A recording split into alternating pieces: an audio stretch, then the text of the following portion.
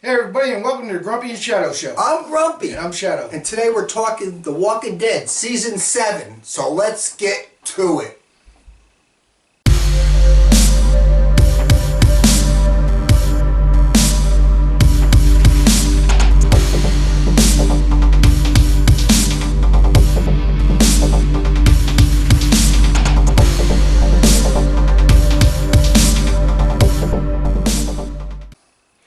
Okay, so we all know that when we left, Rick and his group were surrounded by the Saviors.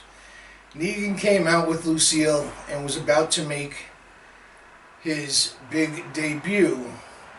And that's where we left off. That's where we're leaving off. Everyone has done it to death. Not covering Lucille death, not in this video, not in any of the videos, because it's been overdone. And our guess is just as good as yours. You know, nobody knows for sure. It could be 1 death, 2 deaths, 3 deaths. Nobody knows. And at this point, I doubt that people really care. It's been months, and they really screwed the pooch on that one, because the wait led to the speculation, suspicion, anger, and now it's to the point where people just want it to be over, so they can get on, find out, what happened to the cast, to our crew after the Lucille death and beyond. And the death itself is now a minute point. But just talking about it is not gonna solve the issue. Who's dead? So we're just gonna have to watch it. Right. Now we did see the sneak peek for the season 7 premiere, where Lucille had already been used. Negan was in Rick's face, and Rick basically told him, "You're a dead man.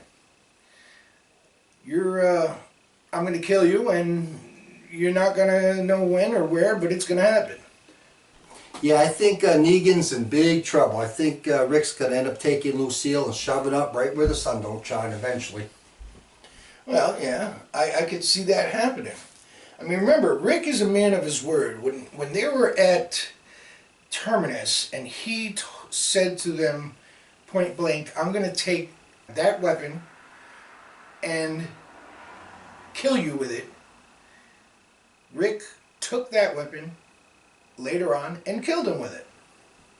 And Garrett was a bit surprised, to say the least. So Rick is a man of his word. If he says he's going to do something, he's going to do it. And we've all seen Rick go off the deep end before, like in Alexandria when he beat up the doctor in the middle of the street. Right. I think Rick's getting off the real deep end right now.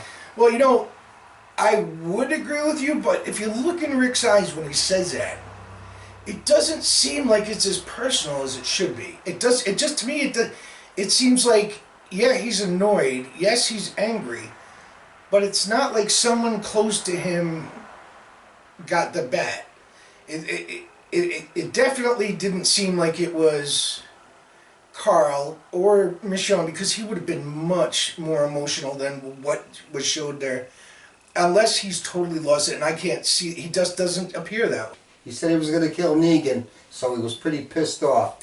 Well, yeah, I mean, probably my guess is that someone other than someone important or close to him died from the bat, and him being the leader felt responsible and told him point blank, "You killed one of mine, I'm going to kill you.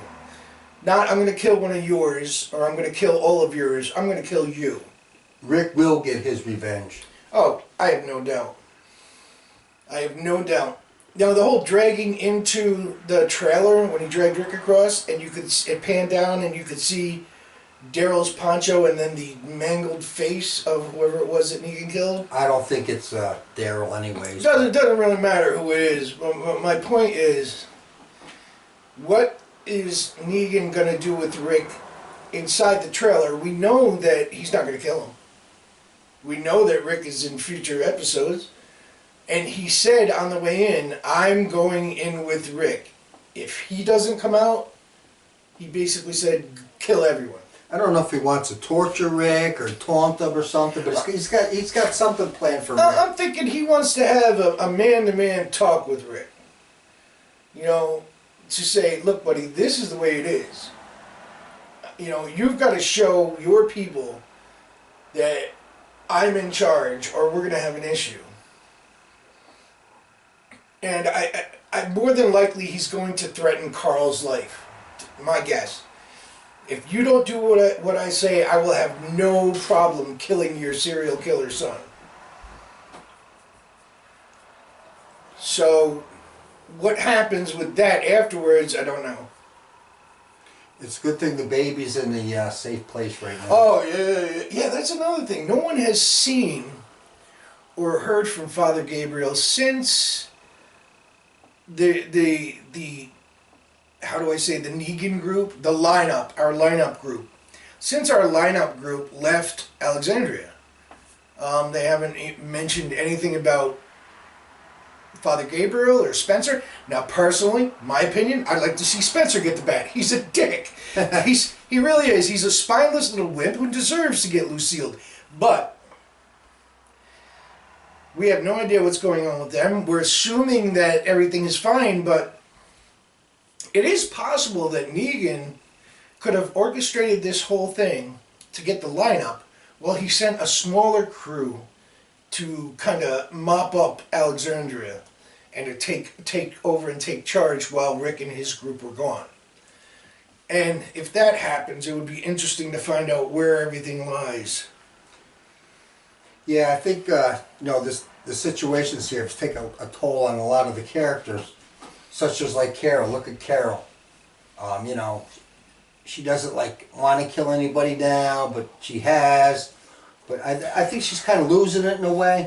Well, it's almost as if her and Morgan reversed roles. Morgan was every life is precious, and then when Carol's life was in danger, he shot that dude dead. I think Carol's going to snap out of it. I think we're going to see the same Carol back again. Well, I don't know, because we did see in the coming attractions for this season when they showed Ezekiel and the kingdom, we did see Carol. She looked like she was off her rocker, like she was Harley Quinn and the Joker. I mean, she was just like, I'm so confused in a wonderful way. It's like, well, there's one point that Rick kind of lost it too when he was seeing his wife, if you remember that, the ghost, and he kind of snapped out of it. He's still kind of mentally crazy though, but he kind of snapped out of it a little bit. Yeah, but it looked to me like she was a mental patient from One Flew Over the Cuckoo's Nest. Yeah, I think that she'll snap out of it. I don't know if she got some pain relief drugs in the kingdom because she had been shot and injured so much, and that's what we were seeing was her on this medication, or if she's just totally bonkers.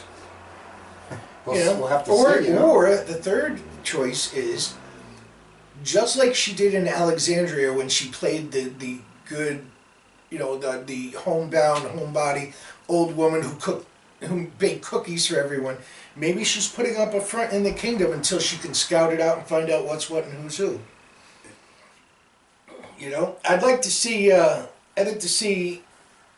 Ezekiel and Shiva do some damage. Now, we all know that Shiva's a CGI tiger. Question is, are they going to use a real tiger in some shots, or are they going to really just CGI the shit out of this thing?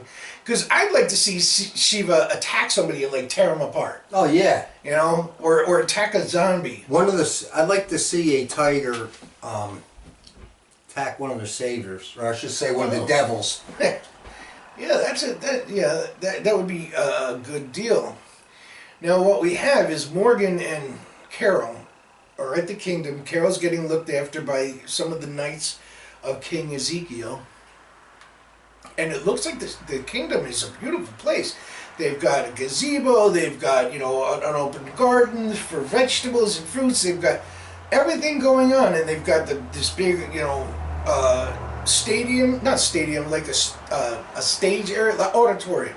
So in the kingdom, though, we have Morgan, Carol, was that Shiva, and Ezekiel, yeah. Ezekiel, all in the kingdom right now, right? Right, and Ezekiel's, soldiers who were actually, knights who are actually soldiers, but they're dressed up as knights from the medieval times. They've got like padding and armor on, and they carry non-conventional weapons, and they ride horses just like back in the days of King Arthur and on the Round Table.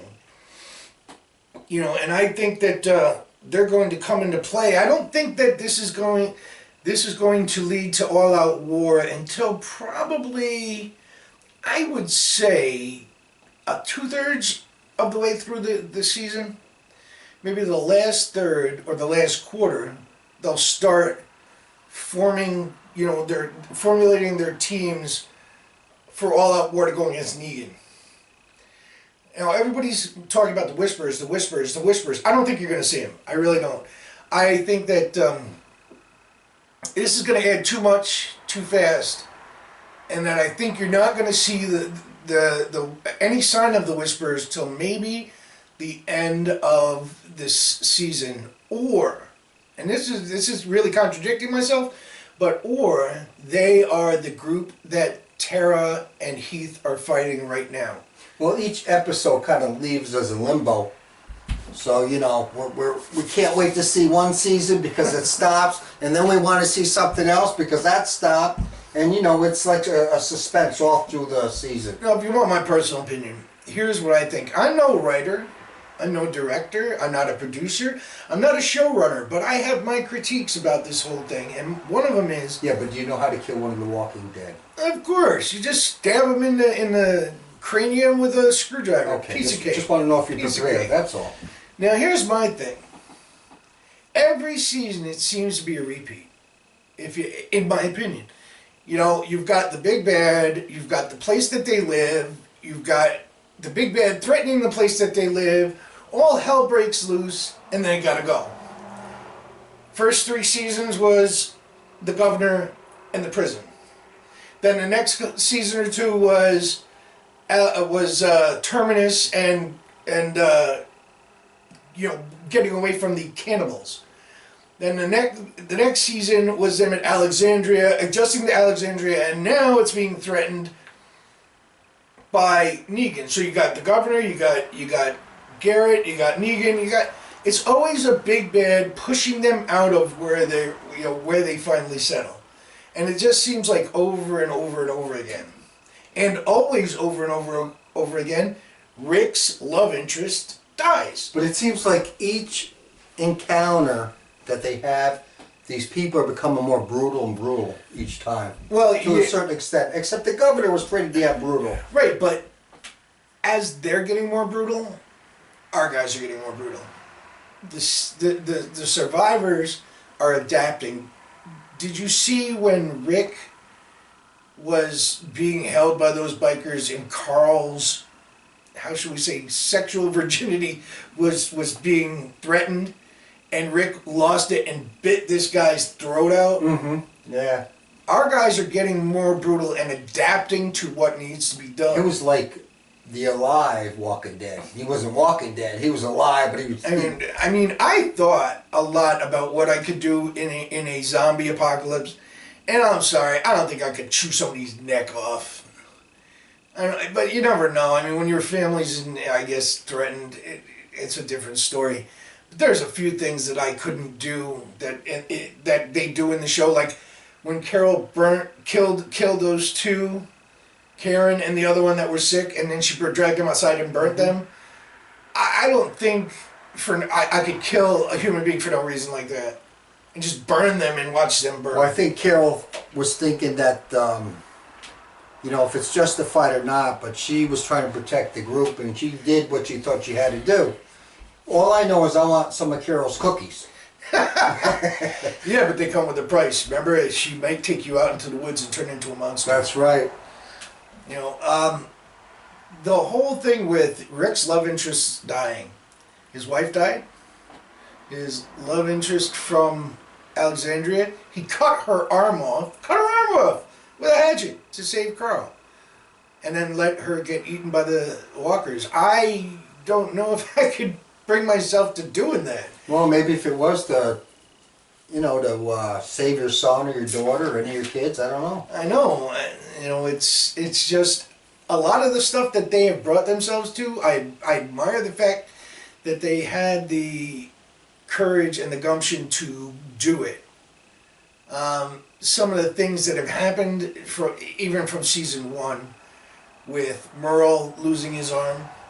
Yeah, he's. I don't know if I'd cut my own arm off. I don't know. Yeah, I thought about that too. I'd be like, no, I'd rather starve to death on the roof. Or at least starve until my hand fits through the handcuff. I know it. You know. But that was, and then he goes down and puts it on the fire and cauterizes it with flame. That had to hurt. Oh, yeah, no, that's not something I could do. Or when they cut Ursul's leg off. Well, Herschel was he did it in a way because he was a vet. Well, not a veteran, but a veterinarian. Well, if they didn't do that, he would have died anyway. Right. So they had no choice. They did it in a way so that, I mean, they knew he would survive, and even, you know, crafted a fake, you know, a prosthetic leg. For Right. him. So, you know, he was okay, but I would probably opt for letting them cut off a limb, but not doing it myself. Hell no. Like that movie I seen with the guy who was trapped in the rocks and he had to cut his own arm off with a. Oh yeah. Oh hell no! I would let myself die. I would not cut my arm off with a pocket knife, and just that's even makes my skin crawl now. But speaking on season 7, we know that someone died from Lucille. We know that Rick's pissed, and we know that there are several members of our group scattered around the countryside. You've got Carol and Morgan at the Kingdom. You've got Tara and Heath out on a supply run. Don't forget the baby. She's part of the group now. Well, this is true. A little ass kicker. Yeah. The question, you know, how is this going to affect her whole life? I mean, she's going to be the first generation To grow up to be born into this. in this. I mean, Carl was like a transplant. He started off until he was like 4 or 5, and then this happened. So he knows what the real world was like, kind of. But she'll never know. She'll never have a clue. Now I know she's being watched by Father Gabriel, and the one thing I have to say about that is, I would have rather have pulled my teeth out than let my baby stay with him when he first started. But he has hardened himself and progressed so much now that He's come a long ways. he's not now afraid. He doesn't seem afraid Well, anymore. that's the you thing. know? He's trustworthy. He seems like now he realizes that whatever he did in the past is in the past, and he's got to worry about what's ahead. And in order to deal with what's ahead, not necessarily abandon God, but he has to adapt his ways to fit the actions that are happening now. He has to be able to kill to survive. Instead of keeping it in God's hands, sometimes he's got to put things in his own hands now, basically. As they say, amen, brother. You're absolutely right. Absolutely right.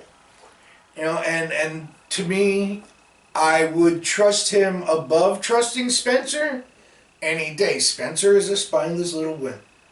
Like I said, he's the only survivor of Deanna's family, but I think that's because he's a scaredy cat. But he might be spineless now, but... No. Spencer will always be spineless. I can see Spencer being a traitor to Rick and ratting him out to Negan. That's very possible. But on the other hand, you know, you just never know the way the characters are going to go. And sometimes, you know, just like you said, Father Gabriel's changed his ways a little bit. He might or he might not. Sometimes we just have to, you know... Well, when the lineup left Alexandria, the last thing that he said was, shouldn't we try to negotiate with them one more time? There's no negotiating. He didn't want a confrontation. He's spineless. He wanted to give them whatever they wanted just to get peace. And to me, that's somebody who's a threat to your own community because you can never trust him. Rick might end up shooting him when he gets out of the situation with the Saviors. But You never know. you're right. But here's the thing. I know Rick is loyal, and Rick, even though they butted heads, he has oh, I hate to say it, but like a professional admiration for Deanna. And I'm wondering if that would cloud his judgment in dealing with Spencer, or if he's gone so far over the line that it really doesn't matter, he's going to take him out anyway. At which point I would applaud Rick and I would throw a flower on Spencer's grave and say, see you later, buddy. That's right. Now, there's one other thing we need to talk about. Tara, when she left, and she left with Heath right after the satellite incident. She went on to a supply run, right? Right, Yeah. and they haven't been heard of since. And now we see clips of them as we return to season 7 fighting off someone. It doesn't appear to be a zombie or a walker. It appears to be a human threat. Now, we've learned that Heath is signed up for another television series. So I'm going to forecast now that Heath is going to bite the bullet in the first couple episodes so that he can go on to his other show. It's just amazing how like somebody has changed. Like Negan, what was he, a car salesman or something? Yeah, you go from a car salesman to the leader of a ruthless group of murderers and scavengers. Negan had a reason for his change. Well, I have to take that back again. There really is no reason for that kind of change, but he has a story behind his change.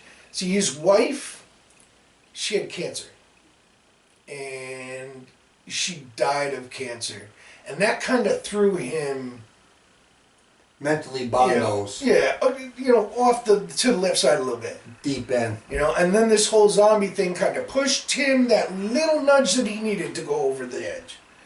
And that's where he is now. I have a feeling that he thinks that what he's doing now is what his wife would want him to do. What he's doing now is surviving and keeping their legacy alive. But yet, I feel that he doesn't see himself as a bad guy. Well, I don't know if his wife would want to be as brutal that he is, but maybe he's just doing what he thinks right for his group for survival. Well, see, that's the thing. I don't think that Negan sees himself as a bad guy. I think that Negan sees himself as a necessary evil.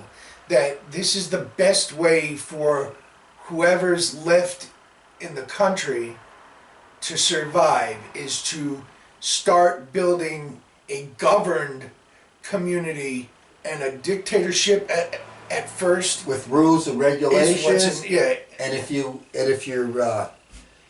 do something wrong and you don't abide by the rules, this is the sacrifice that you're going to make. Right. But the thing with that is I see the rules and regulations and consequences, they're all being made by one person. And I feel that maybe he thinks that this is the beginning to a bigger thing. Or maybe he thinks he's going to rule the world. I don't know. I mean, even the governor, I think, he wanted to run things his way. If you notice, even the governor was killing people behind people's back because because anybody that was a threat to the governor, he would try to dispose of and kill. Yeah, because he wanted to run the place. Yeah, but if you now I agree with you, because if you remember back to the first, I think it was the first or second season, the governor was on his way to the prison with a truckload of his men. They didn't want to go, so he had everyone step out and killed every one of his men. Yep. His own guys, not the enemy. He killed his own people because they didn't want to do what he wanted. That's a pure evil dictator. Now, yes, Negan tortures his own people, puts hot irons to their faces, convinces their women to be his, quote, wife, so he's got 1 billion of them. He's like a cult leader, but he's never, as far as we know right now, never killed any of his own men. He's used them as examples. He's used other communities members, not his own community, but other community members as an example, but he's never killed his own people. So the governor, in my opinion, was a bit more ruthless than even Negan is. Even though his methods are more barbaric I think the governor's mental outlook was more barbaric than Negan's. Now Garrett's outlook was, we need to survive and screw it, we're not going to eat plants, so let's eat people. Yeah, that was mentally screwed. But it still wasn't as ruthless as the governor or Negan. Yeah, well, the governor decapitated Ursel. Yeah, he did decapitate Herschel, but if you remember, Garrett cut off Bob's leg and ate it right in front of him. Must be pretty damn hungry, huh? So, I mean, to me, that's not just survival, that's just ruthless torture to say, hey, look, we're having a good meal, you want some? It's your leg. You know, I'd be like, I'm gonna... No reason for it, just to make suffering... Yeah, mental torture. Make somebody else suffer. That was the only point. Yeah, it had nothing to do with survival. It had nothing to do with them, gaining substance through, having to eat someone else. They didn't have to. But I heard people taste like pork. Oh, I heard they taste like chicken. I hate pork. Well, no, the grizzly ones kind of taste like pork, but the lean ones, all the skinny fucks like you. Well, I would make the skin nice and crispy. Well, that's true. We can do that. But anyway, I really don't eat people much. So we have everyone covered except for the fact that we have Maggie who's sick. As you remember, at the end of season 6, the final episode, Negan looked at her and said, "You look like shit." Now, I wonder if Maggie's... I know Maggie was pregnant. Yeah. But it's kind of... I wonder if she's going to lose the baby or she's actually going to give birth to this. Well, in the comic book, and I'm not saying that the TV has to follow the comic book, although it's loosely based on it, it's not an exact replica of what happens. So maybe they'll do it, maybe they won't. But in the comic book, she goes to the hilltop where Gregory and Jesus are, and she seeks the medical attention of the gynecologist that's there. And she ends up, I believe she ends up keeping the baby and taking over leadership of the hilltop. So she runs the hilltop, Rick runs Alexandria, and they join forces with the kingdom to take on the saviors. That's in the comic book. Now what's going to happen in the show, I don't know. She may lose the baby. That may be one of the multiple deaths they were talking about. I'm not going to go into it. Just thought of something. You know what would really help Rick and the survivors? What's that? The Flash. Yeah, which you can check out on our channel every Wednesday or Thursday. We'll have a Flash review. But right now, The Walking Dead. And with The Walking Dead, we have to discuss one thing. There is a traitor amongst our survivors. Uh-oh. Someone had to tip off Negan. Now, I could speculate and say it's Spencer, but even I don't believe that. As spineless as he is, I don't believe that. What I do believe is that there's a greater possibility that it's Enid, Carl's girlfriend. She's always going out over the wall without saying anything to anyone, disappearing for a while and then coming back like everything's great. She's very secretive. She doesn't tell much about her background or where she goes. She just disappears and comes back. She don't say nothing, really. Right. And now Carl has her locked in a closet. Before he left, he locked her in a closet, and no one's heard from her since. So I'm hoping that this whole 3 months they actually let her out, gave her some food and stuff before they started filming again. Otherwise, she'd be really thin. Or they could just, throw her leg or something. But in all seriousness, she's locked in a closet. Now somebody's going to let her out. And depending on who dies, let's hypothesize for a second and say Glenn dies. just for shits and giggles. Glenn dies. Glenn was the one who convinced Enid to come back when she had all but given up. Now, if Glenn dies, will that or won't that affect Enid emotionally? I don't know if it'll affect her. I know it will affect Maggie. Maggie will be off to go to the deep end. Right, but if you notice, not only did Glenn bring Enid back and talked her into coming back, but she became like a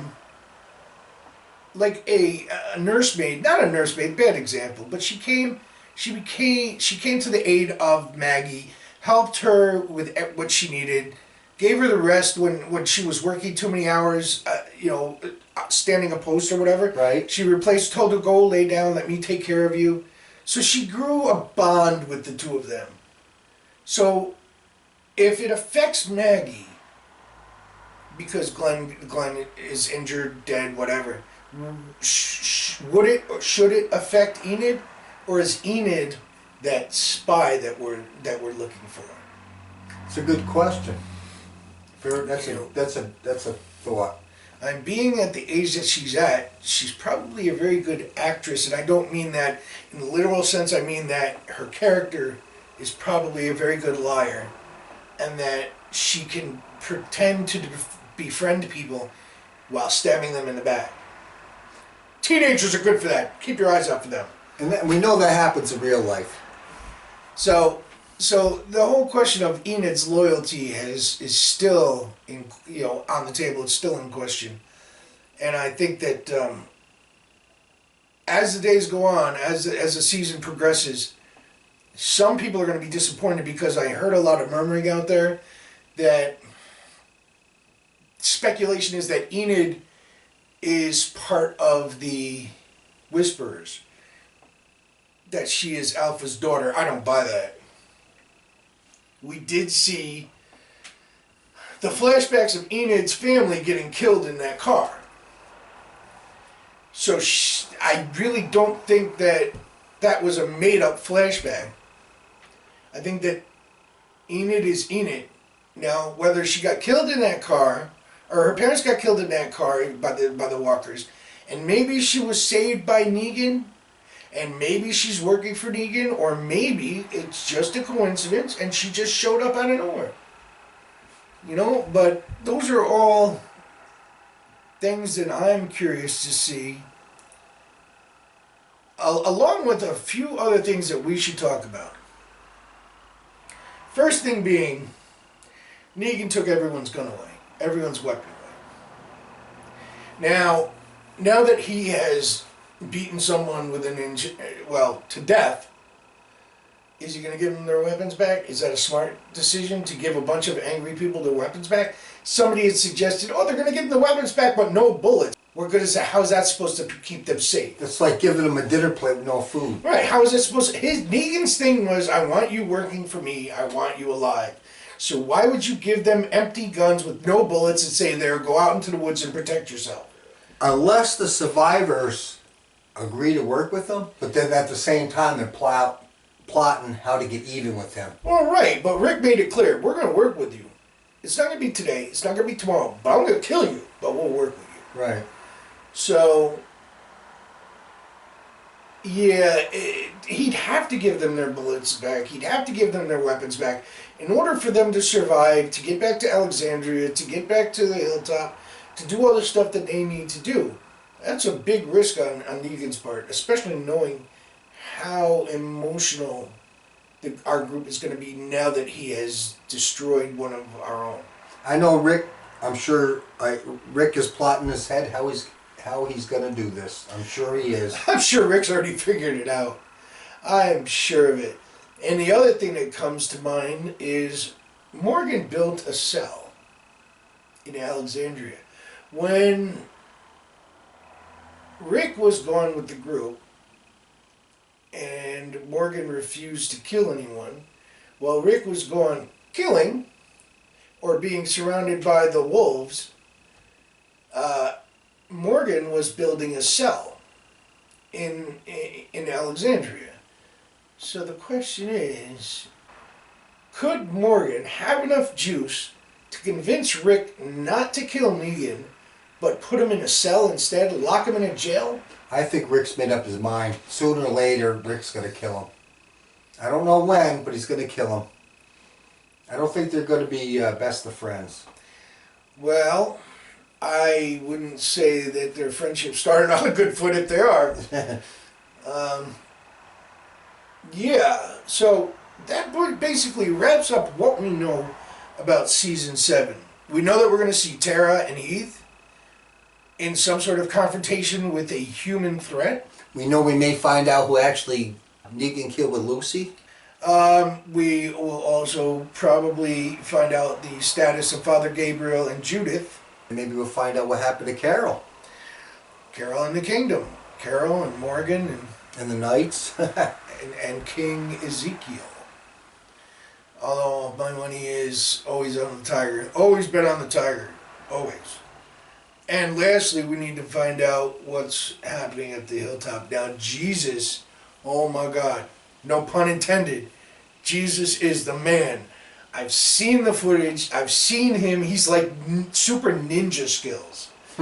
He's a ruthless, I mean, he's not ruthless. He's like a machine. He's handy with that stick. Oh, well, he's handy with everything.